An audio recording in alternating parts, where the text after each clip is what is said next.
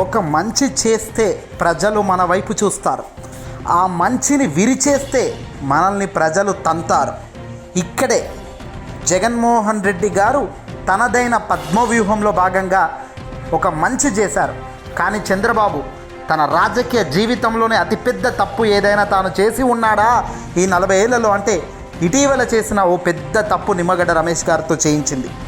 దీన్ని అధికార పార్టీ క్షేత్రస్థాయిలో తిప్పికొట్టడంలో ఘన విజయం సాధించడమే కాదు, ఈరోజు ఆంధ్రప్రదేశ్ సీఎం జగన్మోహన్ రెడ్డి గారు తిరుపతి జిల్లాలో జరుగుతున్న మేమంతా సిద్ధం భారీ బహిరంగ సభ వేదిక నుంచి కూడా సంచలన ప్రకటన జారీ చేశారు. చంద్రబాబు నాయుడు చేస్తున్న ఈ దరిద్రపు ఆటలు, అలవాట్లు, నిర్ణయాలు, ఆపుడు అన్నిటికీ చెక్ పెడుతూ తాను గొప్పగా నిర్ణయం తీసుకున్నారు.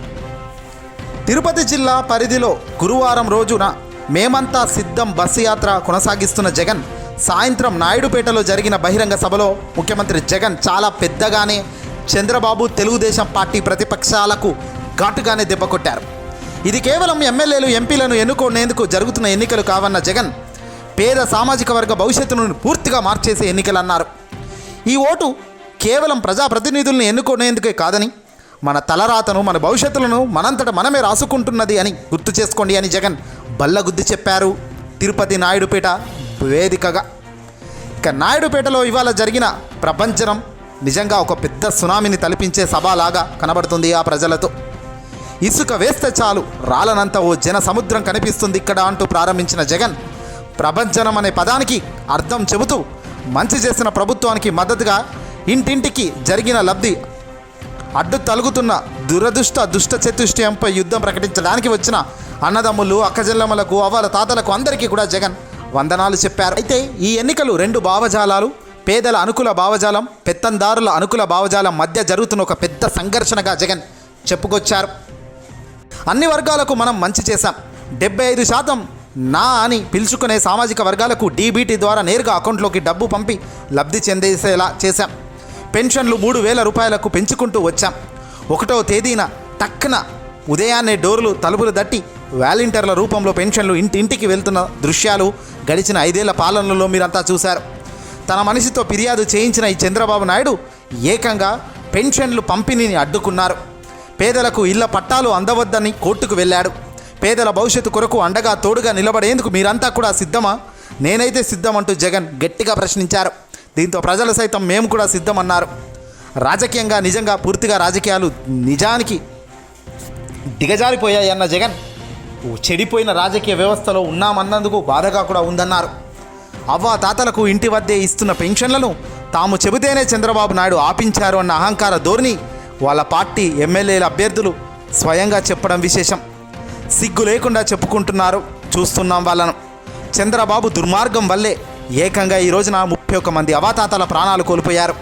చంద్రబాబును హంతకుడు అందామా? అంతకంటే దారుణంగా చెబుదాం.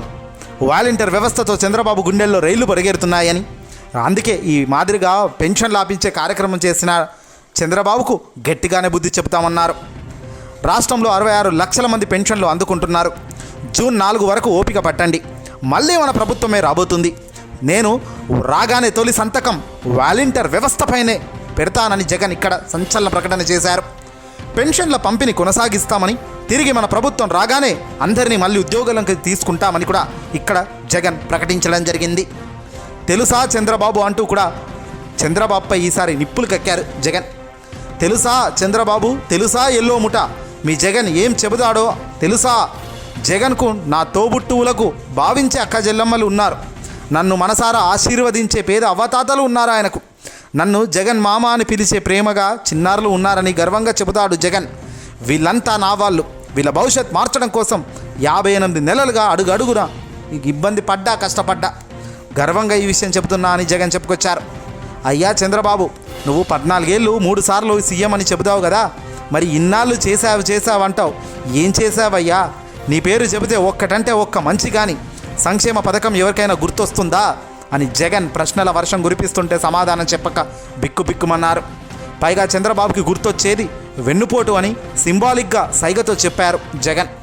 మనకు కోట్ల మంది అభిమానం ఉంటే ఆ ఎల్లో ముఠాకు పొరుగు రాష్ట్రం నుంచి అభిమానులు ఉన్నారని, వారు ఒకరు ఈనాడైతే మరొకరు ఆంధ్రజ్యోతి, ఇంకోరు TV5, ఇంకోరు దత్తపుత్రుడు. అంతా పొరుగు రాష్ట్రం నుంచి ఉన్నవాళ్లే. వీళ్ళు రాజకీయం దోచుకోవడం, పంచుకోవడం, దాచుకోవడం తప్ప మరొకటి వీళ్ళకి తెలుసా అంటూ జగన్ ప్రశ్నల వర్షం కురిపించారు. ఇక ఫ్లాష్ బ్యాక్లోకి వెళ్తే 2014లో ఇదే చంద్రబాబు కూటమికి ఏర్పడి ముగ్గురు చేతులు కలుపుకొని మేమంతా అన్నారు. స్వయంగా మేనిఫెస్టో విడుదల చేసిన ఈ ముగ్గురు ఏ ఒక్క హామీ కూడా ఇంటింటికి పంచింది లేదు, కనీసం అమలు చేసింది లేదు. ఈ ముఖ్యమైన హామీలను ఇదే చంద్రబాబు టీవీలో ప్రకటనలు జోరుగా గతంలో ఇచ్చుకున్నారు.